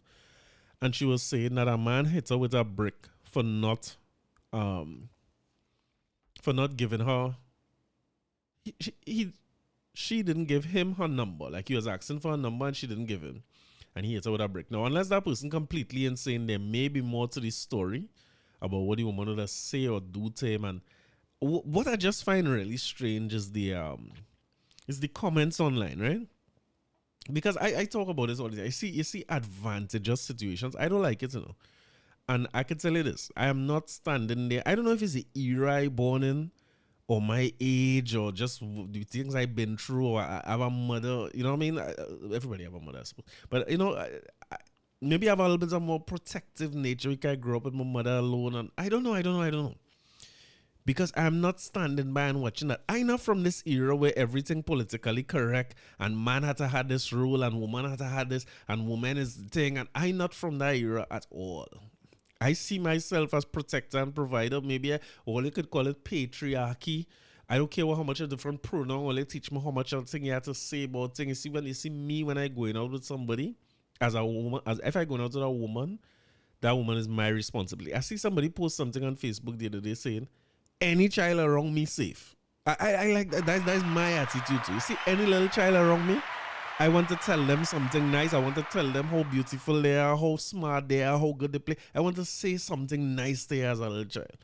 Any woman around me safe. I don't care. It have no strangers in this world. That idea of a stranger is a farce. Is a stupid. It's not a real concept. There's no such thing as a stranger. All of us is just one entity. So this thing went on online, and sometimes I think like the response to something's obvious. Where a woman get hit with a brick, everybody must be saying, wow, that's a terrible thing. But boy, social media is surprising every single time.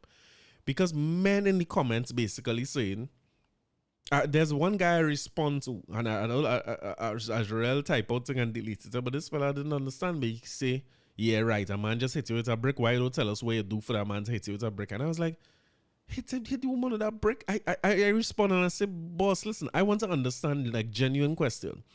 What she could have do that you would look back and say, well, it warrants hitting her with a brick. One other fella respond and say, well, he said, no disrespect, I ain't trying to start nothing, but suppose she had hit him with a brick too. And my response to that is, I not standing man watching none of that. You know, if I say it somewhere and somebody is them kind, I looking to play peacemaker, that could be the enemy, you know. But I cannot stand by and watch them thing. And maybe I'm talking. I mean, I could only talk from my point of view and my experience. I don't know a woman who could hit me with a brick so hard that my only way out of that is to hit her with a brick. I doubt you will land that brick. I don't know if it's Ronda Rousey or something coming to hit me with a brick or whatever it is, but I doubt you will land that. And I feel I could hit you one of these quick. I have a wrap up, I have a little wrap up in me. So if you try to swing at me, I don't wrap you up quick. We're not fighting. I'm not doing that. And I'm not saying that situations mightn't come out where a woman advantage a man, but less than more. Plenty less than more. And if I can't stand by and watch them things. And one of the things the woman was crying about is a whole bunch of black men stand up there and nobody help her. And the comments is basically that, boy, I don't get involved in people saying I don't want to lose my life. And this is the thing, this notion that somebody is a stranger is so foolish, because you standing up and watching a woman get hit with a brick and your first thought is self-preservation. I must get a drop on the man. You understand? I see. There's a thing going on online about one of them Asian countries. I want to say like Japan or something, where it seemed like a mentally ill person wielding a knife. And the police distract the person long enough for somebody to hit you one garbage pan to put the head, bam! He knock out. We even know what happened to him and the knife drop. And, the collective could take care of these kind of things. If it's a bunch of us, even if it's a mad person waving a brick, it's not even to say it's a gun where is instant death. How much he could hit a brick, he can hit me that brick if all of we running same time. But boy, it look like these days you're on your own if you get involved, because a lot of the comments was that the woman could have provoked him. One man even say women like to humiliate men and tell them that they're gay or they things like that. And it's like, so this is what we're going with. This and I just wanted to appreciate that only talking about this because of the amount of responses from men you're seeing basically saying, well, Meg the Stallions say they don't need men and all them women this cheer. You know what I mean? Hey, everybody, we don't need men, so now all you don't need it. I can't buy into that thing. If you tell me you don't need men and I see somebody come in to hit you a break, I will still help you. It don't matter to me. That again, the notion of strangers is foolish, because everybody you know now would be a stranger at some point, except the people who birthed you, right? Second to that, let me say you're in the ATM and you get a bad feeling like Miss Ferrero and you drop down. Who's the stranger then? The stranger is the man who driving the ambulance to carry down, or the doctor who will help you, or the people in the ATM who will pick you up and help you, or call police for you. And who exactly is the stranger? Which one of them is the stranger? The gratitude you will feel for that same stranger in a situation where you need help. Anyway, that is something else. I mean, so when I go back and I look at the unveiling of the streets in Trinidad, more than just the national pride and seeing that we have our own streets in New York and those things used to mean a lot to me long time. I guess they still do. I like little, anyway they say Trinidadian, I mean, we like to be recognized. But more important than that was the atmosphere that was there. It seemed so together. You could see that all these people were strangers, but because we had the common thread of being Trinidadian, we could come together and cheer and enjoy our culture. So my point I'm trying to make about this whole thing with us as men, women, and this whole idea of strangers is maybe we could start seeing the commonalities in one another and look for happy differences too. Look for educational differences where I could be completely different from you, a stranger to you, and basically maybe we could learn something from one another. Maybe we could change each other's perspective. Maybe we could support and protect and help one another. Or maybe we could just offer somebody $10,000 if they know who hit who brick and them kind of thing. I mean, who can come up with $10,000 after 24 years of profits? I just feel like it's good. So salute to everybody who was involved in that. You're seeing the same atmosphere in the CPL cricket again. I spoke about my example of going to Guyana and back in Trinidad and how nice that was as I feel. And that's something I will do again. If I'm doing that again at the state, they have a little hotel walking distance from the stadium. I stay in there because I can't deal with Guyana traffic in real life. The courteousness of the drivers, it isn't fully formed yet. So I can't deal with that, but I definitely will go back to other territories to watch cricket too, because in the cricket, as much as the cricket is franchise cricket, you're seeing a togetherness in the stands that we would only see back in the day for test cricket, where everybody walk with their food. How do you think turn out? I think this week is when the Trinidadian game starting. So I'll come back and tell you how it went in terms of the you're not being able to carry nothing in the stadiums, right? I'll tell you how that went and how much people, how upset people were by it, or if we just conform to the rules. Before I get out here, I just want to make mention that this week we have Soca Warriors playing, I believe, is the CONCACAF Nations League Cup. Is that the name of the thing?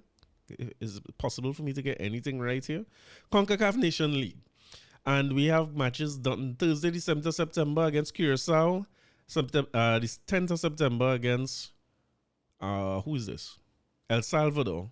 And then the 13th of October against Guatemala. This game on Thursday is in the stadium, so I might go down there and take it depending on how I'm feeling, but I ain't feeling right yet. No, I'm back to myself yet. I ain't 100%. I don't like to miss Soca Warriors games, so I'll try to be there, but let's see how that goes. The last set of results we had, if you remember the Gold Cup, we start off with a resounding victory over St. Kitts 3-0.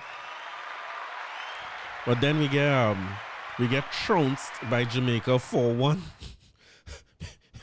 and get 6-0 in the game against the States. We never look like we was playing football against the States. We look outmatched against Jamaica, but we against the States we never look like nothing. Now Angus Eve has since been kept on as the national coach, which I will salute. I am fully backing Angus. I'm there, 100% behind him. But it ain't looking good. It ain't looking good. Everybody who know anything about football calling for Angus head in this country. There seems to be very little support for Angus among the knowledgeable. I am just a fan. I deal more in hope than in facts. You know what I mean? I try to refute facts with hope and aspirations. I don't like people to say nothing bad about his side because I want to just stay hopeful and naive. I want Soca Warriors to go there. 2026, we have a vision, we have a mission, we have a goal to get to, right? But it doesn't seem as though many people. But one man who backing him is Haddad is in charge of the normalization committee, and he has given Angus Eve his vote of confidence. And Angus is the coach who will lead us into the CONCACAF Nations League. Just when all the experts were saying that, and I was just turning a blind eye and pretending I hadn't seen none of the bad words about Angus, because we're back in Angus 100%. I saw a strange message this week on our Instagram page from a man formerly, friendly known as Nash, who ain't known as Kevin Molino. And all of a sudden he retired. Now, if you know about Kevin Molino, right? I've been having this argument with people for a long time. In modern day Soca Warriors football, Kevin Molino is all Messi.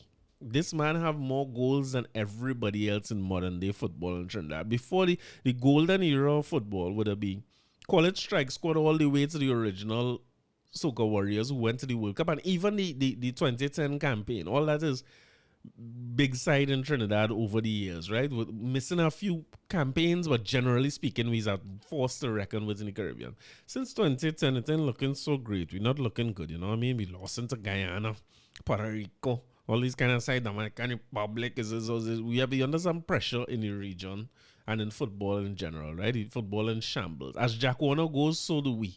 So we had some problems, right? And within all that in this modern time here, Kevin Molino is a bright spot in them thing. He have a way of turning games. He have a way of scoring. I always remember being in the stadium and watching them play. And Dennis Lawrence, like a player had get injured. I can't remember who he was playing against. One of the Latin American teams. And a player had come off. You know when he get injured, he had to come off. He was on his sideline. And Molino had picked up the ball. And Dennis Lawrence was like, hey, and they shout out to him to just basically tell him, hey, they one shot, run at them. And Molino pick up that ball from half field, dribble at men, and shoot from outside the box and score. This is what he used to do, right? And he had some injury issues and so on, but I wasn't expecting to see somebody like Kevin Molino, who just played in that Gold Cup, retire to the 2 years old, if I'm not mistaken. So I felt like something wasn't right. I say something ain't right with this story. I believe that Molino would just retire. Something happening here. Sure enough, I open the papers and see, or pull up this thing and I see Lasana and them talking about Molino. And apparently he retired just so. So from Lasana here, Lasana article and them is belong. But let me get to it quick. Trinidad and Tobago international midfield ace Kevin Molino said he will not represent his country again under Soca Warriors head coach Angus Eve, and gave a stinging review of Eve's stewardship of the men's national senior team. So apparently it's not just a retirement, because I just find it strange that when he say he retire, when I look at the comments online, everybody's like, thanks, boy, thanks for your contribution. I was like, all you don't find something strange about this? How come everybody just saying congrats on your career? And this man had plenty more that he could offer.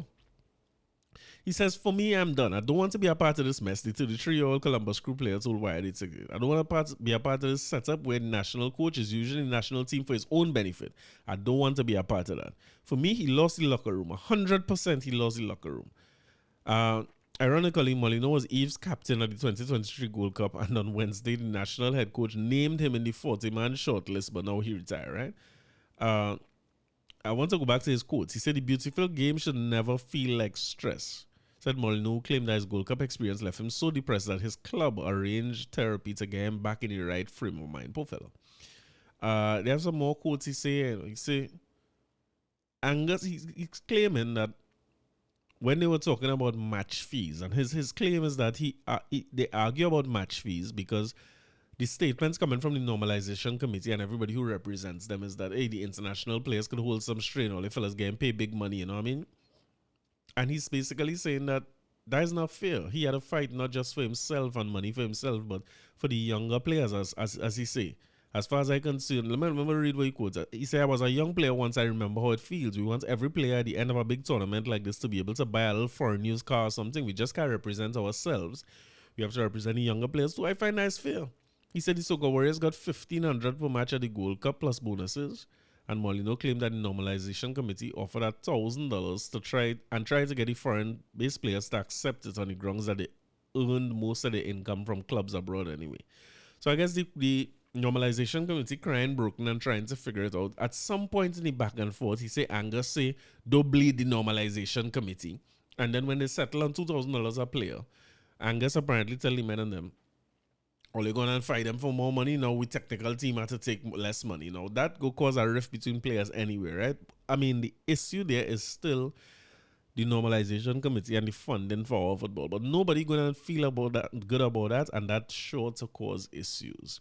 One of the more important, I don't want to say more important for me as a fan, because I want the players to be played as much as they could be played, so that the best players come back and represent the team every time. So I'm not discounting that. But in terms of backing the side and watching what's going on in the field, this is what Molino say, right? Molino say, Lasana, there's not much tactics to work with. It's all individual. There's no clear idea of how we want to defend, no clear idea of how we want to attack or what wing we want to go down.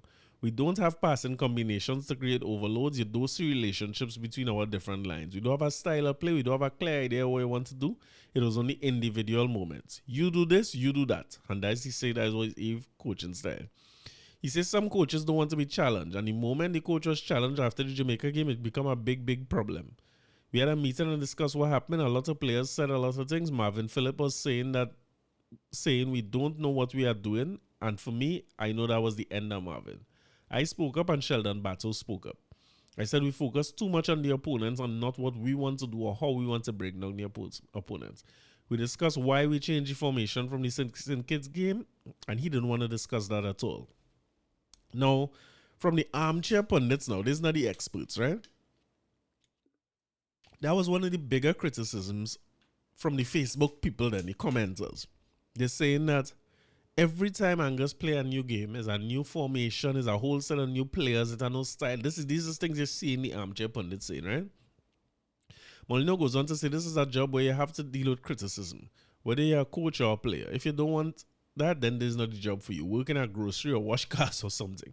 But he must never be criticized and never be challenged on anything concerning football, whether it's from the fans or the players or anyone. I remember one time, after winning one of his first games, a little video clip had come out from the dressing room. And he had kind of cussed up and say, boy, them people on Wired and all them kind of things. And I asked Lasana, what happened? I thought you and Angus good, because Angus appeared on the Birdie and Body podcast. He said, yeah. He said he messaged him about it.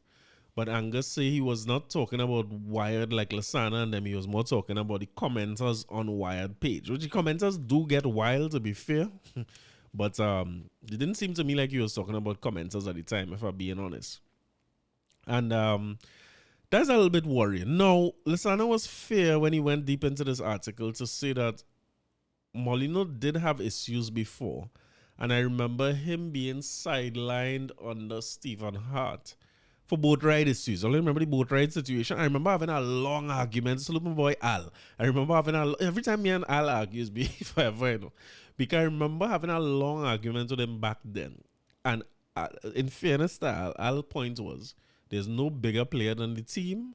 And if Molino had to get if he had to get banned, if he had to get dropped, if he had to get left out, he had to get left out. And my argument was, if Messi go a boat ride, yes, your play is Messi. And Molino is not Messi, but Molino is Messi, because we them days especially, the team was a different team attacking wise if you don't have him on the field.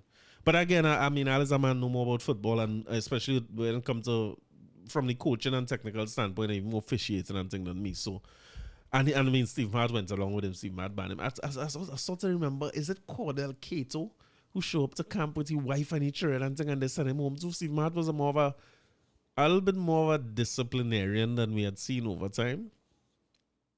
And I will say that even from a layman who don't know much about football, except for small goals, sweat, and all these kind of things, that's all I even know much about.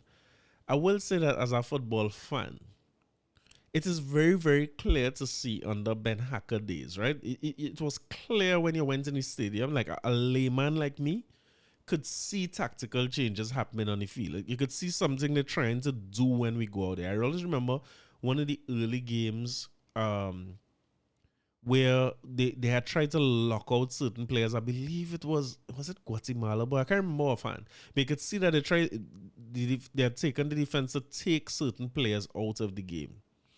And you could see even when we score how the game would change. I always remember Dennis Lawrence scoring a goal in his stadium. And it was one of the first times I'd seen in my little view in Trinidad and Tobago football where the centre backs were encouraged to bomb forward. And you saw it. Stern John pulled out all the way to the left. A ball went out to him. He flicked the ball on. And next thing you know is Dennis Lawrence running at the keeper and beat the keeper and score. At that moment, I know we go in Germany. Stephen Hart is another one who used to see tactical changes. You used to see, or even to the layman like myself, the personnel changes used to make sense. When he plays certain players, you could see him playing a smaller team against certain teams, a smaller, faster team, or a bigger team against certain teams. And, you know, we haven't had a big central striker or big number 9 and all. Oh, no, this is a damn football podcast. What the hell going on? But we haven't had a big, tall striker that could get at the ball and head the ball for a long time. And still, you know, you see some of our coaches, St. Fleet and Dennis Lawrence, and them trying to bomb down the wing, and I was thinking like to come across to who? But I know Angus sometimes you can't see, you can't tell. But I mean, genius is a way you can't read neither, you know. So I'm eager to see what happens here and what goes on next, because as far as Molino concerned, which is a big loss to football to me, but I guess if there are disciplinary issues and so on, that got to be addressed differently. But it'll be interesting to see these games coming up, because we do have we have, as I say, El Salvador and then a couple Latin American teams to play. And it will be interesting to see how we look against those teams. Because Molino basically saying that Angus is the men and them normalization committee mouthpiece, and he defending his salary, and whatever the normalization committee want, that is where he gain them. And it's not about the football, it's about his own personal contract. So I can tell you this, like, winning solves a lot of problems. Once you're winning, none of these things going to be issues. Certainly for people like me and the general public. Lasana and them go find the details in it. But when a coach winning, even the people who will want to question it, it will fall on deaf ears. So let's see if we're going to return to the winning ways of the soca warriors, or if it's pressure we have to take for our next few years. I don't see people online saying wishful thinking for everybody who have it down that we're going anywhere near a World Cup anytime soon. I hope that is not the case. So who knows? I will let you know what happened, and according to our feeling Thursday, I might well be up in the stadium. It don't seem as though the other games are here, but I will go as much of the games as possible. Let me leave Ole with a little tune. A long time I ain't talked to Ole. Hey, I miss Ole Bad. I miss Ole Bad. And again, as I say, I appreciate everybody who reach out and send little messages and them things to say, you know what I mean? If I ain't dead, the man is dead, the man is dead, the man right back, the man back to every week. 2 weeks straight, not the norm for me. But given that Marshall Montano was left with the Lifetime Achievement Award. And given that Ravi B want to have the chutney involved and people vex with them where they say rum is the problem, can I just play my favorite rum song of all time? And it's still in from Ravi B. But I could give him a favorite rum song of all time. HD double M 3 to the C. I buckle out a spoon and I begin to dance. My head done gone, so I feel to chant out you. And a bottle of rum. You don't need to wine on me in the party. I'm already drunk. One thing I need inside of the fete. Give me a bottle of rum. I love me rum and me rum it love me. I'm totally drunk. My baby never cheat on me yet. Give me a bottle of rum. Cause I'm drinking whole night. And I'm whining, head nice. And I'm only smiling, baby. With a bottle of rum. Say I'm drinking, just check me out. Whining, I catch it all night. I'm smiling, baby. Give me a bottle of rum. Hey, signal the bartender, cause I'm ready to put down my order. And I'm ready to bunk for behavior. No, you don't have to want me. You can take your wrongs through the party. And if you bounce up the army, baby, don't be surprised if they're looking for me. You're coasting all day, eh? Well, I's a man, I don't play, eh? You used to be my baby. Tonight, I need you to know. You ask if my love is true, and thought I said I love you. But girl, I said you. And a bottle of rum. You don't need to wine on me in the party. I'm already drunk. One thing I need inside of the fete. Give me a bottle of rum. I love my rum and my rum it love me. I'm totally drunk. My baby never cheats on me yet. Give me a bottle of rum. Cause I'm drinking whole night. And I'm whining, head nice. And I'm only smiling, baby. With a bottle of rum. Say I'm drinking, just check me out. Whining, I catch it all night. I'm smiling, baby. Give me a bottle. I'm intoxicated and my speech sorry. I say my speech getting complicated, but my driver done designated, so I'm on the road to get wasted. Yeah, sober overrated, cause I'm drinking rum by the cases, and I can't identify faces, so I'm picking a random bumper to jam down girl and that's not. Cause I really don't care if you come to wine, cause running on girl is a waste of time. And I think about love, what come to mind is rum. I love my bottle, love my drinking, you can hear me singing you. And a bottle of rum. You don't need to wine on me in the party.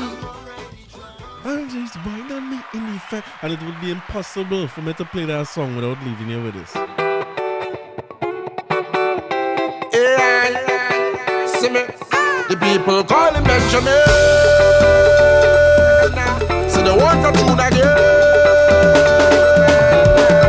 Look, everybody done wet, we chest done wet, we back done wet, we out of breath, we pelting ways and we can't done yet, we can't done yet, no we can't done yet. We face done wet, we dripping sweat, we drinks in the air so the place done wet. Call our next rounds, everything done set, the sun not out so we can't done yet, we can't done yet. They say, enjoy not doing it again. I tell them that they will be calling out my name. They say on paper I'm second, but in their hearts I'm number one. The people's champion, the people's champion. So when people hear AI, no Benja is the eye. All hands in the AI, all drinks in the sky. Cause the fans them love me, and the show that love with the summer. The people call him Benjamin. So the ones that tune again. The people call him Benjamin. So the ones that tune again. Hey, what happened during the COVID? Everybody done wet, we chest done wet, we back done wet, we out of breath, we pelting ways and we can't done yet, no we can't done yet. We face done wet, we dripping sweat, we drinks in the air so the place done wet. Call our next rounds, everything done set, the sun not out so we can't done yet. They say, Benjamin just don't have enough. I tell them that I only do this out of love. Cause I love my country bad, I represent for the soca hard. Every year for the carnival, enjoy on the scene. When people throw in parties, so they don't have to study. Well, who is that somebody to come and match it up? Everybody know that it is my duty, and you just have to call me. And we go mash up the place, make the people have say, ah! The people call me Benjamin. enjoy all your first week back out to school, you know. I will catch up with all you next week again. Bye.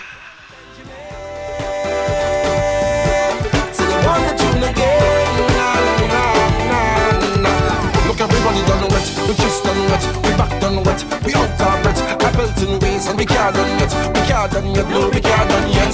Face done wet, we drip with sweat, we drinks in the air, so the place done wet. Call our next rounds, everything done set, the sun not out, so we can't done yet. Say they want the tune again, People calling Benjamin.